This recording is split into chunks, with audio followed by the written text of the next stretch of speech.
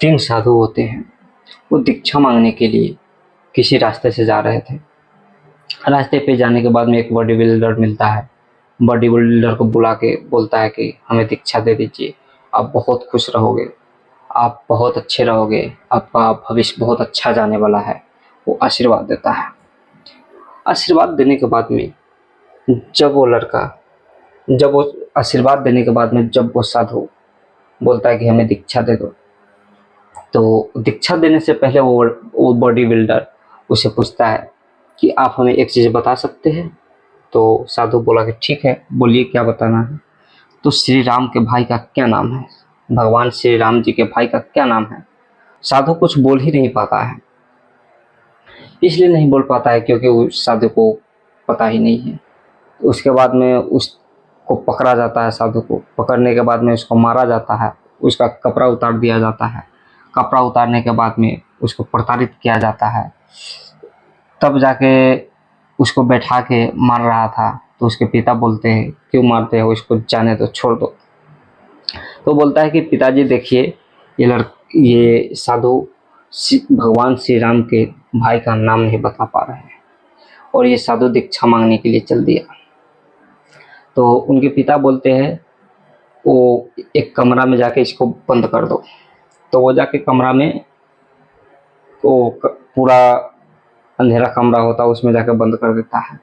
बंद करने के बाद में उसको फिर बाद में निकाल के उसको मारा जाता है, पीटा जाता है, फिर उसको भगा दिया जाता है।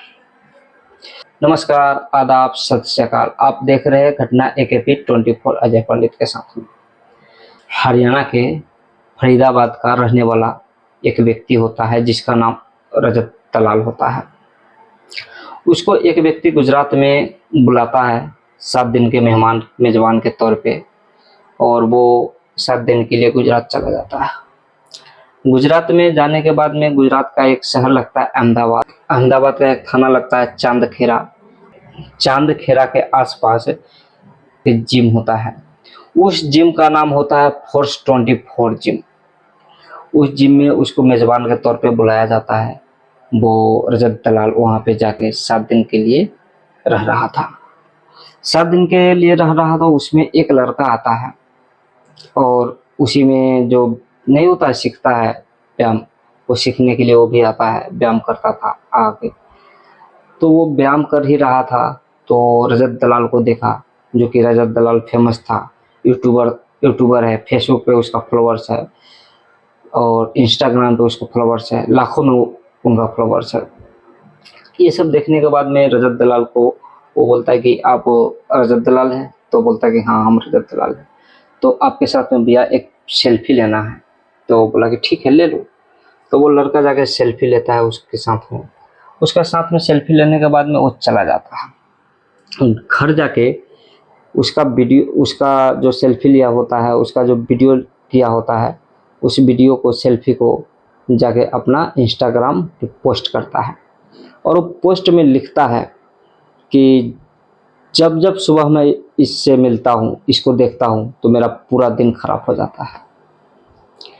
ये सब पोस्ट करने के बाद में वो जो टाइटल होता है, उस टाइटल को हाइलाइट्स में बढ़ा दिया। कि हाइलाइट्स हो भी क्यों नहीं, क्योंकि रजत दलाल जो था, उस जो यूट्यूबर था, वो फेमस था, तो हाइलाइट्स में आ गया। हाइलाइट्स में आने के बाद में रजत दलाल का कुछ साथी था, वो कल होके दिखाया उसको कि देखिए ऐसा ऐसा वीडियो वो डाला है। तो उसका नंबर मांगता है संस्था वाले से, जो जिम चला रहा होता है, उस संस्था वाले से नंबर मांगा जाता है। नंबर मांगने के बाद में संस्था वाले बोलते हैं कि नहीं, मेरे पास हम नंबर नहीं दे सकते हैं, क्योंकि किसी का पर्सनल डिटेल देना अलाउ नहीं है यहाँ से। ये सब होने के बाद में वो किसी तरह से उसके इंस्टाग्राम पे संपर्क करता है। संपर्क करने के बाद में वो लड़का नंबर मांगता है। उसका नंबर लेने के बाद में उसको फ़ोन करता है और रजत दलाल बोलता है उस लड़का को कि हम तुमसे मिलना चाहते हैं, तुम्हारा घर कहाँ है, तुम्हारा डिटेल कहाँ है, तुम अपना एड्रेस दो, हम तुम्हारे घर आना चाहते हैं, तुम्हारे घर खाना खाना चाहते हैं, तुम्हारे साथ कुछ वक्त बिताना चाहते हैं। जैसे ही यह बात सुनता है वो लड़का बहुत खुश हो जाता है, क्योंकि रजत दलाल एक यूट्यूबर उसके घर पे आने वाला था, एक बड़ा आदमी उसके घर पे आने वाला था। तो लड़का बहुत खुश हो जाता है, जाकर ठंडा उंडा का व्यवस्था करता है, स्प्राइट का व्यवस्था करता है। जब रजत दलाल उसके घर पे एक रजत दलाल और दो उसका साथी और कुणाल राजा और शिवम मलिक उसके घर जाता है, थार गाड़ी से उसके घर पहुंचता है। जैसे ही घर पहुंचता है तो वो लड़का गेट पे था, तो उसको बुलाया जाता है, बोलता है कि इधर आओ। वो लड़का आता है, जैसे आता है उसको पकड़ के थार के अंदर डाल दिया जाता है और बोलता है कि तुम कुछ बोलोगे तो मारे जाओगे, इसलिए चुपचाप चलो मेरे साथ। वो चल देता है। जाते जाते कुछ दूरी पे जाता है, उसको बोला जाता है कि तुम अपनी मम्मी को, माँ को गाली दो। तो वो गाली देने से इनकार कर देता है, कहता है कि कोई अपनी माँ को कैसे गाली दे सकता है। तो उसको मारा जाता है, पीटा जाता है उसी में, गाड़ी के अंदर ही, थार गाड़ी के अंदर ही। और नहीं कुछ बोलता है तो एक के बदले एक झापड़ चाटा, जो हो रहा था खींचते जा रहा था। उसके बाद में उसको पूरी तरह से मारा जाता है, पीटा जाता है। तब जाकर बोलता है उसको अपनी माँ को गाली दो।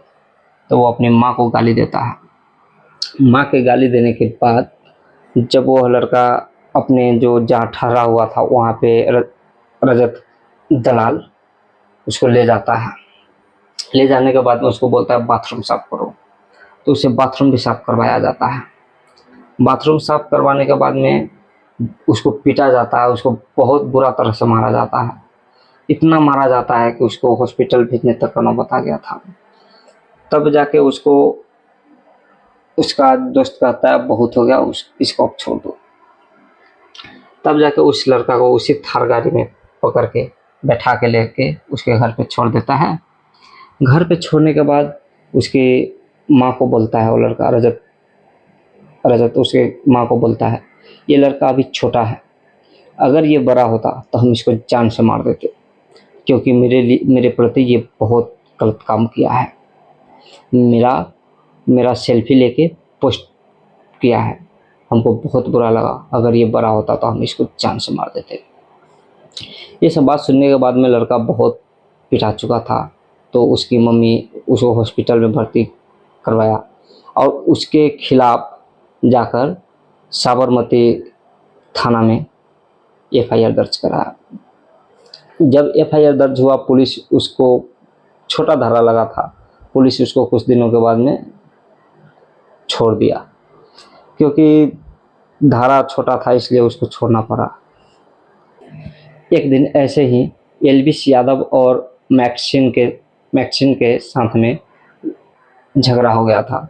इस झगड़ा के बीच में ये मुख्य भूमिका में किरदार निभाया, जो कि झगड़ा छुड़ाने का इसी का हाथ था। और जाकर एलविस यादव और मैक्सिन का झगड़ा छुड़वाया रजत दलाल ने। 1950 वीडियो ये अपना इंस्टाग्राम, फेसबुक और यूट्यूब पे 1950 लगभग पोस्ट किया है। उस वीडियो में कोई भी ऐसा वीडियो नहीं है जो कि बिना गाली से ये स्टार्ट नहीं करता हूँ।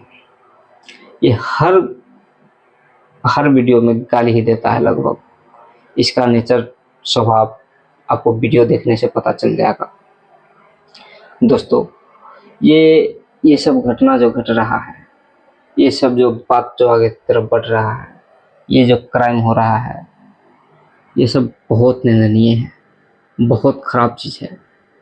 बड़ा हो जाने के बाद में लगता है लोग कि हम उसको मार ही देंगे, यानी मेरे ऊपर कोई नहीं है।